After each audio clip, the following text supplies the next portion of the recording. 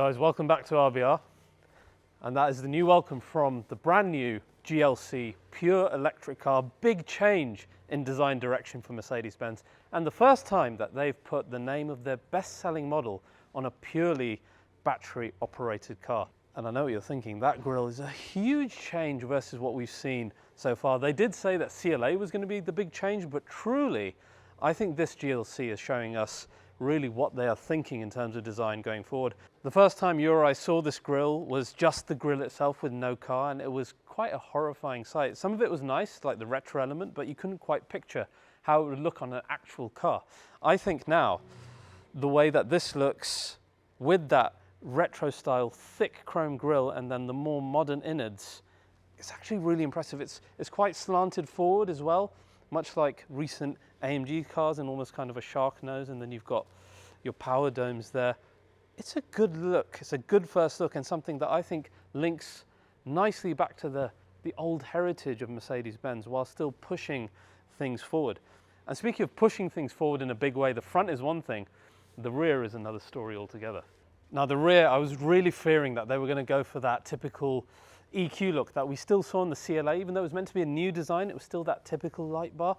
This is quite bold and quite brave. It's a much thicker light bar with the Mercedes Stein now in the middle of this black area here. You've got the Mercedes starlights that are they becoming a bit overused now?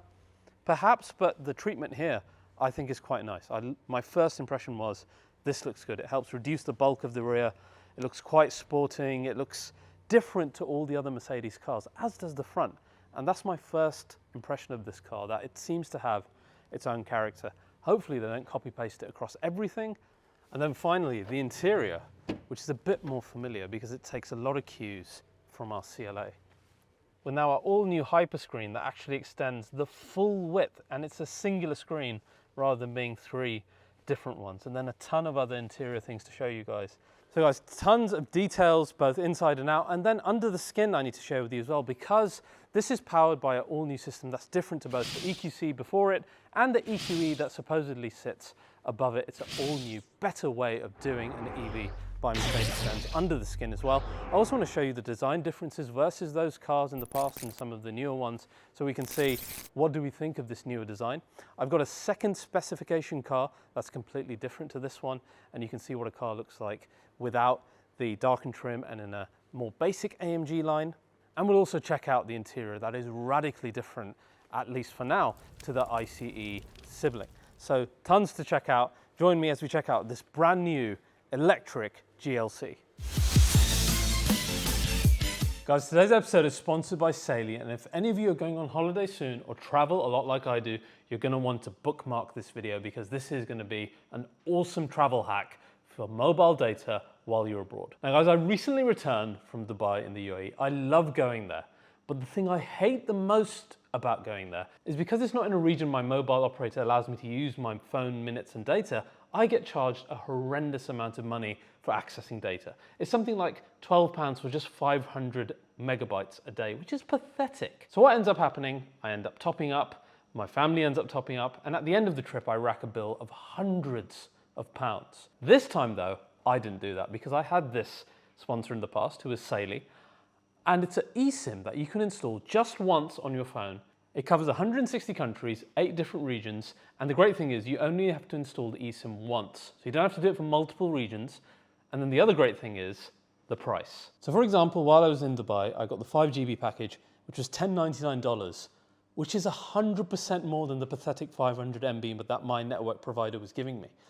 And that's all I needed to do on the trip. I could hotspot with my kids and they could use the data. Because most of these phones are dual SIM now, my normal phone was still active, but I was using the Saley eSIM instead to make calls, do my Instagram and YouTube stuff for you guys, and it hardly cost me anything by the end of the trip. It's been an absolute game changer. It works on iOS and Android. You've got 24/7 support. You avoid a lot of these scammers who are selling you SIM cards as you arrive locally in a lot of these countries. And the other great thing, if you're traveling in a region and multiple countries, you can buy a regional pass instead and then use that data across the region. I'm going away again to Saudi Arabia at the end of this year, and I plan to use it once again because it was just hassle-free. So like I said, Bookmark this, save it, it's a great travel hack. And you don't need to wait at all, you can actually pre-buy this, and then when you arrive, it will activate. I absolutely love it, and with RBR as a viewer, you'll get 15% off as well. It's something that I used while I was abroad as well. Use this QR code here, or use the code REMOVE at the link that I'm showing here below. So again, either use the QR code or the code REMOVE. Guys, a huge thanks for supporting our regular sponsors, and I hope they're as useful for you as they have been for me. Let's get back to the car. Right guys, to begin, let's talk about design. And the first thing that I want to compare this car to is its current sibling in the standard GLC. Now this is a car that I love. I've called it the best designed Mercedes-Benz currently because it's still traditional enough in every single area. And you compare it to this new one, well I call it the new one, this electric one is a little bit longer. It's about 8 centimeters longer in terms of its wheelbase. All of that benefit goes to the rear passengers and to the boot, which we will see later. The width is the same, the height is the same, and I think you can tell that the length is a bit longer. There are a few similarities, like the headlights have a similar shape, but then everything else really quite different. And we'll have a closer look at that in a minute. I mean, it really reminds me of older Mercedes-Benz saloons, and I keep coming back to that, and we'll talk about that. But the other thing it reminds me of, which is not a good thing, at least from the side, is the EQE SUV, where I feel the roofline really quite matches that, as does the side profile. Now this is a smaller car. It's more advanced under the skin, and we'll get to that in a minute. But it does give me feels of that car. Luckily, the rear, in my opinion, is a lot better looking than that anyway. And another car that it is so much better looking than is the EQC, which is, the most disgusting Mercedes ever created, in my opinion, and one I just have so much fun blowing up. Now, a more interesting comparison to me, the CLA was meant to be this car that brought in an all-new design for Mercedes-Benz, etc. But that light bar, I've met very few people who've said, wow, that's cool, I really like it. And I think that's been problematic. Plus, it's quite fat in the middle because it's meant to be a coupe, and with the battery being in there, it can't help but be fat in the middle. And the wheels look small. Ugh. This car isn't like that. Because it's an SUV and a crossover, etc., it gets away with some of that bulk. It can hide it much better. The front looks much more interesting. It hasn't got a light bar. The grille is very retro. The rear is different to the EQ cars. The shape is just a lot more pleasing to the eye, in my opinion. But to really understand that, let's have a proper look around it together. There's a lot of details, a lot of technicalities, and then I'll show you that second specification as well. So a closer look at design. I want to show you what the grille looks like with all the lights off first, because this is a lot of what you'll be seeing the car as in a natural light. And that first kind of retro look of the grille is I think more visible when the lights are off. You have this really thick chrome outline, which is very much like the old Mercedes limousines from the past. It's not just the outline, but it's kind of like the angle that this sits at, and the presence of the grille is very much like those old cars, and that's what hit me the first time I ever saw it. Like this thickness at the top. It's not common, we haven't seen that in the EQ cars, we haven't seen that in SUVs, we haven't seen that in any Mercedes-Benz recently beyond something like S-Class. You almost expect there to be a star up here in the bonnet. So all of that is nice. It's got a lot of presence. It's got a lot of, I think, aggression and a lot of that retro feeling, but it's still super modern thanks to, well, the 942 light dots that sit within here, then that animate. You've got multiple LEDs behind that as well. You've got the ability to gradient, to animate. You've got the lights within the star itself. You've got the surround light around it. Yes, a lot of light, but I think used to good effect here with clever animations. You see here almost the car looks like it's breathing or alive. And I think it's a nice mix of the retro and the future. Now yes, you can tell I like the idea of this grille. That's not necessary to say that I like it on this particular shape of car. My personal opinion, it feels like it's been an afterthought for this GLC. I think it would look amazing on a saloon. But looking at this, I'm just not convinced it works on an SUV shape. I'd love to know what you guys think. Then you look at the rest of the front. The lights are very much traditional GLC of the current generation in terms of the way that they link onto the grille, but you do have the Mercedes star sitting within the light there like we've seen in all the recent cars. The lower end treatment, again, similar to CLA in recent cars as well. So genuinely a very saloon-esque Mercedes-Benz look directly on the front end.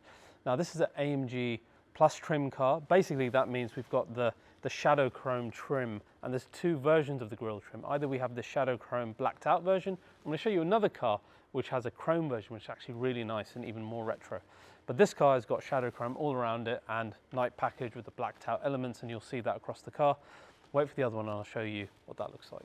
One other nice surprise about this. Look at that. That was a little touch. So a little touch on the top of the star and you reveal the frunk, 128 litres, which you don't need for the charging cables because there's a lot more space in the boot, which I'll show you in a minute. But the cool thing about this is just the ease of operation. There's no pulling handles inside. You just push this. That's it. It's as simple as that. And there's a little handle here, which is easy. You're not fishing around for things. And you can use the same handle to pull it down.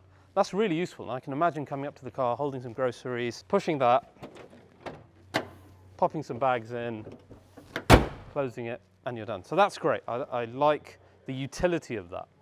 We come around the side and things become a little bit more, I want to use the word familiar in terms of what they've been doing with their electric EVs. I feel the side profile is actually very EQE SUV, as we discussed. I've got mixed feelings about that. I wonder if they've sloped this roof line so much because they don't intend to do a coupe in the EV version. I'm just guessing, they haven't said anything. I like the fact that the wheel arches are painted like in the normal GLC. The wheels are the CLA style of wheels that we've seen rolled out quite a lot. I'm not a huge fan of these.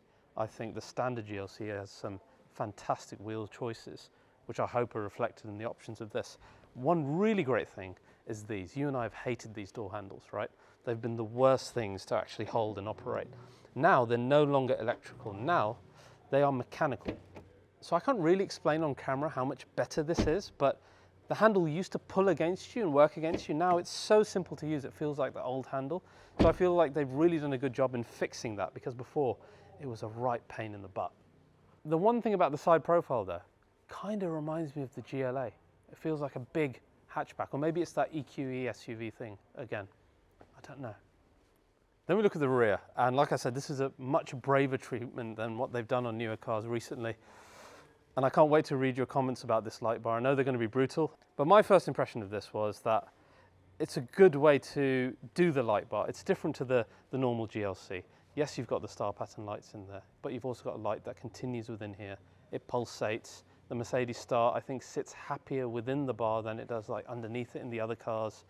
And then when you step back and you look at kind of the width that it gives the rear end while keeping it looking shorter and kind of sportier, I think that's a pretty good look. Lower diffuser is as they've done all EVs recently, and you know, it's okay. There's nothing exciting or revolutionary about that element. The least that we can say is that this element has something fun going for it. Got a little black roof spoiler on there, and then the boot itself, thankfully operated via the star. A lot of space in here, 570 litres. And in addition to that 570 litres, you've got a ton of space under here, which is where I said you could keep your charging wires and a bunch more stuff. And one of those things is something that you guys are going to be thrilled about as Mercedes owners and car owners in general. This thing that normally you would take off and chuck in your house somewhere to get damaged can now sit directly. You can see a little cubby hole here. It will sit within this area of the car. So you won't damage it, you won't lose it, and it's there should you need it if you want to cover things up that's in your boot. So these are little changes they've done that I'm really happy with. As a GLC customer, the size of this is very similar to what I had in my plug-in hybrid as well. And of course, you split fold, you get 1700 plus litres, which is huge. So all of that is great. Loads of space, as you'd expect in this ilk of car. So that's your AMG line Plus with the shadow chrome, etc. Let's go and have a look at a standard AMG line with chrome pack. And guys, here we have our standard AMG line. Now this is in a new silver that adds a bit of lavender to the shade. I don't know if you can see it. It's not relevant, but it does show you what a chrome pack car looks like. And the most important part of that is actually the grille. You come and have a closer look at it. This has got a matte silver in the middle and then a bright chrome surrounding it. Now, that's a lot more retro than the red car that we saw. You can't quite see it here because of the background, which is a shame. But when I get a hold of the car on the road soon, then I will show you how that looks really, really very retro. And I think that works really well with the chrome at the bottom, and I think chrome is underused in Mercedes-Benz cars these days. We've got too much blacking out, too much shadow chrome going on. Whereas this car, even with, you know, the slightly smaller wheels, you've got your side step on there as well, as an SUV should, as an option, roof rails, etc. It's a pretty good look. And then finally on the rear, this color gives you, again, a good look at what that bar looks like. Like I said, my first impression is what it is, and I'm going to stand by it for now. But it gives you a good look at this braver look on the rear end. Okay guys, now let's talk drivetrain performance. I mentioned that this is better than the EQC and the EQE. I want to talk to you about how that is. And it's based on the new MB.EA, Mercedes-Benz electrical architecture platform. That's an electric first platform. It doesn't mean that it's only electric, it just means it's electric first. It means that you allow for electric, you allow for combustion and hybrid as well. Now, let's talk about specifics. First, the battery, 94 kilowatt usable battery in here. It's an NMC battery, which is the latest battery all of the big car brands are using. You've seen it in the CLA, you've seen it in the Taycan, Audi's e-tron GT. It's the best way of having a large capacity battery at the moment. And this one affords this car, they say, around about 700 kilometers. They haven't got final figures yet, but that is massive compared to the previous versions of the EQC and the EQE SUV, which topped out at around about 500 kilometers with a pretty similar sized battery. So you can see the advancement in technology in that regard. And then because we've got 800 volts, in terms of charging, it's super quick. You can get, in theory, 300 kilometers in just 10 minutes of charging. Then we come to our motors, where this car trumps, again, both EQC and EQE. Because this is the 400 4MATIC, we have two permanently synchronous motors, one on the front, one on the rear. The rear one has a 2-speed gearbox, which the EQE didn't, and that allows for either your first gear for launch control and faster acceleration, or your second gear for motorway driving, essentially, and it's a much more efficient way of doing it. Your front PSM has a DCU disconnect, which is great for efficiency. Essentially, it can disconnect the front motor completely, so you're only running with the rear motor to help increase efficiency, much like a sports car has a rear-wheel drive mode that disconnects the front. It's a similar type of thinking. Now, annoyingly, we haven't got final performance figures, but we know that this is a 360 kilowatt car, so around about 482 horsepower. Top speed is 210 kilometers an hour. No 0 to 60, but we know the range is around about 700 kilometers. Now, there will be versions under this. We'll have a LFP battery, which is around about 58 kilowatts, so much smaller.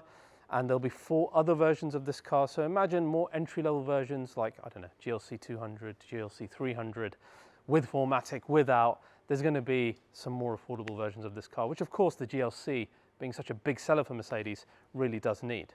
Now, one thing that's pulled straight out of S-Class and brought into the mid-size segment is the suspension. We've got an optional airmatic suspension in this car, like I said, from S-Class with adaptive dampers. It's got the ability to have car-to-X communication, where if someone else is going on the same road you are, this will get that information from the cloud in terms of how it needs to damp that road and do it beforehand, which is crazy. And it's also got the usual pre-leveling stuff. So all of that is great, and again, straight from S-Class. And then for steering, we also have rear-wheel steering in here, just like S-Class as well, up to 4.5 degrees. And finally, a one-box braking system, which basically means 99% of your braking will be done via recuperation. It's pretty insane. We saw it in the CLA. Has great feeling on the road, genuinely, and helps you recoup that much more energy. And finally, it can tow up to 2.4 tons, which again, very impressive for a mid-size EV. So a lot of this is going to sound similar to what I told you about the CLA, but being brought into this mid-size segment, leveled up a little bit. I'll say a little bit because a lot of it is very, very similar. And the other thing that's very similar, actually, is the way that they've gone about the interior. Okay, this is the first look when you get in the car, and you have this massive, now singular screen. We've had hyperscreen and superscreen in the past with all separate screens, 3 separate ones. This is the first time that they have an uninterrupted singular display for all the way from the driver zone, uninterrupted, till the passenger zone. And it looks stunning. Honestly, if you're going to have a big screen in a car, then this is how you do it. How you feel about that, how that, you know, makes us feel versus the previous GLC, we'll talk about. But, you know, with the concept that they wanted since the original EQ cars of having a singular panel, this is the first time they've achieved it. And in person, honestly, it is stunning. And what's cool is they've really leverage that in a big way, because you can change the entire ambience of the car and the screen with these new ambient styles in here. So at the moment we're in this cosmic glow. Now if I head back and I turn into the asphalt track, it gives you a totally different look on not just your UI and your drive zone. If I switch it back again, you'll see the difference. The ambient lighting behind you changes as well. Even your Mercedes UI here takes on a different color.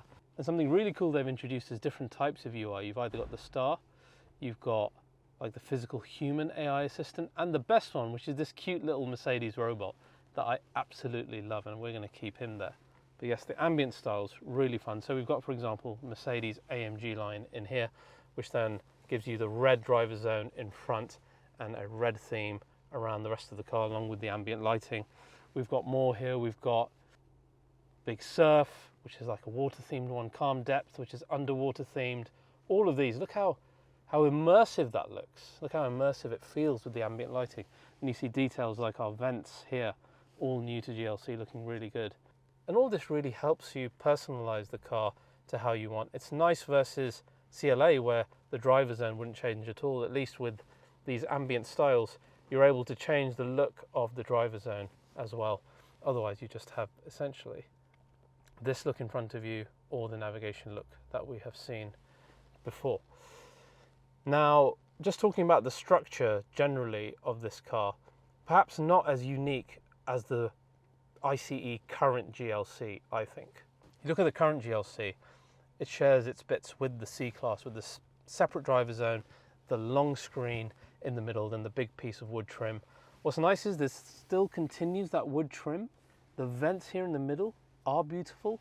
You still maintain the physical buttons in the middle, which are so important. But it looks so CLA as well, doesn't it? Because you're relying on this big screen. I know it's a much better screen than that car, but you still are, you get a lot of the same front-facing look, I think. And certainly I went out on a co-drive and it felt very similar to that car, sitting in it on the road as well, where my GLC felt a bit different inside, a bit more Mercedes SUV. That being said, I like the fact the buttons here, we've got all new touch points in terms of our windows, our seat controls here, and the best bit is that they finally updated the steering wheels to get rid of those horrible haptic touch things for volume and for setting your distance control. And it's so nice to have them back. They feel so good. The one other change they've done here is that you start the car like the CLA by pressing that button instead of having a dedicated starter button. I'm not sure about that. And though what is different to CLA, you've got the paddles back. So you're able to control the recuperation in its multiple modes via the paddles again, which is great because, as I've always lauded Mercedes, that is the most natural way for a driver to do it, because we're used to paddles and it all makes sense to me. What is good about the interior structure is having, like I said, the wood trim. The vents here are beautiful with the ambient lighting within them. The vents on the side are great as well. The door handles, the ambient lighting going through the doors, all of that looks good. You've got loads of storage. You've got your cup holder elements in here. Storage underneath here because we've got no central tunnel. The deepest glove box I've ever seen in my life in any car, which is great. Another cool thing is we've got these two ventilated charging areas here for your phone. Let's face it, we all have our phones out. And to have them sitting here charging while being ventilated, notifications playing on them maybe, it's a pretty good position. Does it ruin the look of that center console? I'm not sure. Let me know what you think. We'll see what it's like to live with later. And then one other party trick, which is the roof. You can kind of see it from where you're sitting. The first car to have it with the CLA shooting brake. And you've got ambient lit Mercedes stars in this panoramic roof. And not only do you have that, we also have this cool new screen that shows you the spec of your actual car, finally Mercedes getting to it. And you can control things like the sky control, which you can see now. I'm choosing the bits that I want in there, or I can go completely clear and it will do that. Or I choose motif, which will then bring up the patterns in there instead. And what's cool is you go into ambient lighting and say I change to green instead. You'll see the stars up there change immediately. We go into yellow, again it will change once again. So all of that is really cool. And this system in general, like you saw in CLA, I'm not going to dive too much into this, really easy to use, very quick to react, and you've got games in there, etc. And what's nice is the passenger screen, the same size now, with the same content, so actually usable, rather than being totally useless. But in this version of the car, with the singular screen, it all looks so much more impressive, and I can't stress that enough. Jumping in the back, like we said, 8 centimeters longer on the wheelbase, but we end up with a lot more legroom thanks to that. There's more headroom, just a tiny bit more on the rear, but a lot more on the front, and then you get the benefit of more space in the rear. And this feels really similar to my normal GLC. The only thing I'd say about this entire interior is that you look at the seats, you look at the front, it looks very similar to their compact class. Not to say the compact class is bad, but it doesn't quite look mid-segment Mercedes-Benz to me like the current GLC does. That's my first impression of it. We'll have to see how I feel when I drive it a bit more on the road. So guys, that's the interior of your new GLC. We'll dive deeper into this when it comes to the actual drive, but it gives you an idea of where they're going, I think, in the future. I reckon you'll see this interior also in the new C-Class EV. Let's see if I'm right. Maybe that grille as well. We shall see. So guys, a much braver design attempt, I think, with this new electric GLC. The CLA always felt like it was kind of an EQ car that had been corrected. Well, this is totally different to me. This has a front end that looks backward to the past, and ironically it's got a rear end that looks forward to the future, but it's got its own character, it's got its own design, and I think that's going to stand it well against all other Mercedes cars, and indeed other cars in the market that are all looking a bit same now. The GLC electric kind of stands and sets itself apart. Now, whether you like how it sets itself apart is a completely different matter altogether. And it will still be sold alongside what they call its sibling in the ICE combustion car, so very much still committed to doing a combustion version. Though I wonder, our combustion car is now due a facelift, and these guys are tight-lipped about whether that will look like this. Is this look going to end up being an electric-only thing, or are we going to see a GLC ICE facelift with a similar look? And the other question for you here is, I reviewed the plug-in hybrid GLC recently that I found to be the best Mercedes I've ever owned, and truly I found that car to be incredible just as an EV despite being a hybrid, and this has got a lot of work to do, particularly in an increasingly anti-EV market, to convince buyers like you and me that it's worth it. We can't answer any of those questions today, but what we can see is that a lot of effort has been made in making the electric Mercedes a little bit different. Tell me what you guys think, and if you've enjoyed this episode of RBR, please do like and subscribe. I'll see you guys next time. Oh, bye-bye.